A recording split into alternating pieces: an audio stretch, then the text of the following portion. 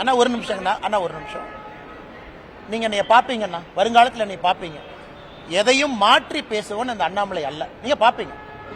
அண்ணாமலையை பொறுத்தவரை ஆகஸ்ட் 25, 2020 எதற்காக அரசியலுக்கு வந்தனோ அந்த வெறியும் அந்த பசியும் அந்த நெருப்பும் உள்ள எரிஞ்சுக்கிட்டு இருக்கு. அதே நேரத்தில் கட்சி முதன்மையானது. இந்த கட்சியில் நான் ஒரு தொண்டன். இந்த கட்சி முதன்மையானது. இந்தியாவுடைய அரசியல் சரித்திரத்தை பார்க்கும் பொழுது பாரதிய ஜனதா கட்சியை பொறுத்தவரை நிறைய இடத்துல நாம் முடிவுகள் எடுத்திருக்கின்றோம். எல்லா முடிவுகளும் ஒரு தொலைநோக்கு பார்வையோட தான் நம்ம முடிவு எடுத்திருக்கோம். அதனால் என்னை பொறுத்தவரை நான் தெளிவாக இருக்கின்றேன்.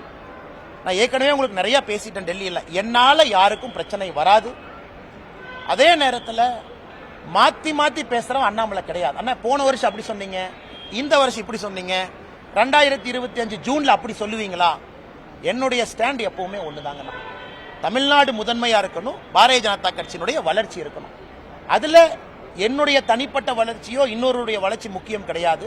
அதனால வருகின்ற காலத்தில் நீங்க பாப்பீங்க என்னுடைய ஸ்டாண்ட் எப்பவுமே கன்சிஸ்டன்ட் தான். அதிமுக தலைவருக்கு எதிராக நீங்க கடுமையா விமர்சிச்சிருக்கீங்க, எடப்பாடி பழனிசாமி அவர்களையும் விமர்சிச்சிருக்கீங்க.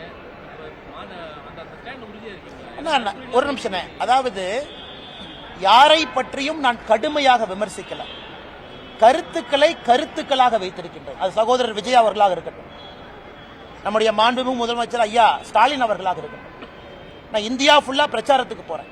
நவீன் பட்நாயக் அவர்கள் ஒரிசாலிருந்து, கர்நாடகாவிலிருந்து, ஆந்திராவிலிருந்து, டெல்லி அரவிந்த் கெஜ்ரிவால் அவர்களிருந்து எல்லா மாநிலத்திற்கும் கிட்டத்தட்ட 13 மாநிலத்தில் இந்த 3 ஆண்டுகள் நான் பிரச்சாரம் பண்ணியிருக்கேன். 13 மாநிலத்தில் எல்லா இடத்திலும் கூட எனக்கு என்ன தனிப்பட்ட விருப்பு வெறுப்பா?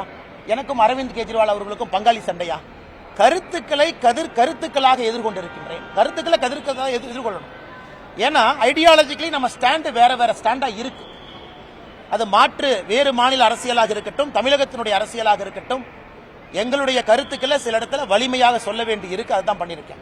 அதனால கடுமையாக விமர்சிச்சாங்க அப்படிங்கிற வார்த்தையை வடங்கன்னா கருத்துக்களை கருத்துக்களாக எதிர்கொண்டிருக்கின்றேன். வருகின்ற காலத்தில் நீங்க பாப்பீங்க என்னுடைய ஸ்டாண்டில் எந்த மாற்றமும் இல்லைங்க. அண்ணா நான் யாருடைய தனிப்பட்ட இதை பத்தி நான் கருத்து சொல்ல விரும்பலீங்கன்னா, அந்தந்த தலைவர்களை எப்படி பார்க்கறாங்க அப்படிங்கறத அவங்க பிரதிபலிக்கிறாங்க. நான் ஏற்கனவே சொல்லி இருந்தேன், ஒரு மாநிலத்தினுடைய எதிர்க்கட்சி தலைவர் ஒரு நாட்டினுடைய உள்துறை அமைச்சரை சந்திப்பது எந்த விதத்திலும் தவறு இல்லை என்று சொன்னவன் நான். இன்னைக்கு தமிழ்நாட்டிலிருந்து பிளைட்ல யாரு ஏறினாலும் டெல்லிக்கு தான் வர்றாங்க, பாரதிய ஜனதா கட்சி தலைவர்களை தான் பார்க்கறாங்க அப்படின்னு மீடியால நிறைய யூகம் எழுதுறீங்க. அண்ணன் செங்கோட்டையன் அவர்கள், மதிப்புக்குரிய அண்ணன் செங்கோட்டையன் அவர்களுடைய பயணம், அதுல யூகத்தை எழுதுறீங்க. பாரதிய ஜனதா கட்சியை பொறுத்தவரை திரைமறைவில் யாரையும் சந்தித்து பேச வேண்டிய அவசியம் பாரதிய ஜனதா கட்சிக்கு இல்லை. நாங்க எப்பொழுதுமே வெளிப்படையாத்தான் இருக்கிறோம். காங்கிரஸ் போல டெல்லியில் அமர்ந்து தமிழ்நாட்டினுடைய அரசியலை பாரதிய ஜனதா கட்சி எப்பொழுதும் கட்டுப்படுத்தாது. அது பாரதிய ஜனதா கட்சியினுடைய சரித்திரமே சாட்சி. அதனால மீடியால வரக்கூடிய யூகங்களுக்கு நான் பதில் சொன்னா அது தவறா போயிருங்க.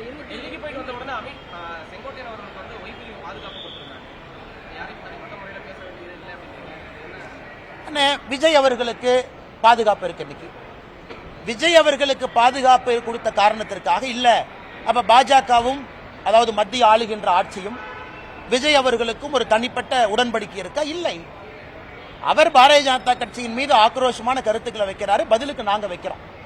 அதனால இந்த செக்யூரிட்டிக்குள்ள நான் போக விரும்பலைங்க. நான் எல்லாருக்குமே தமிழ்நாட்டினுடைய சரித்திரத்தை பாருங்க. நமக்கு நேர் எதிர்கட்சிகளாக இருந்தவங்களுக்கு முதல்ல என்எஸ்ஜிஎல் இருந்துச்சு, நேஷனல் செக்யூரிட்டி கார்டு. இப்ப அது சிஆர்பிஎஃப் மாறிடுச்சுங்கண்ணா.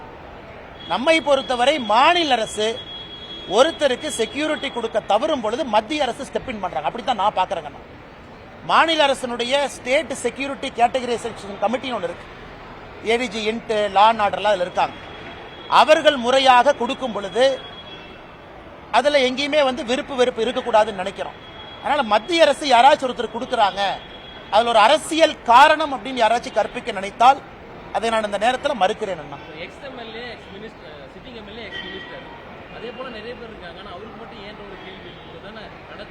ஆனா எனக்கு தெரியலீங்க அண்ணா, நீங்க அந்த செக்யூரிட்டி கேட்டகரைசேஷன் கமிட்டி, அரசியல் சூழல், குறிப்பாக தொண்டர்கள் வருவது, பாதுகாப்பு காரணம், கருத்துக்கள் பேசுவது, அதை பத்தி நான் சொல்ல விரும்பலீங்கன்னா இருக்கலாம்.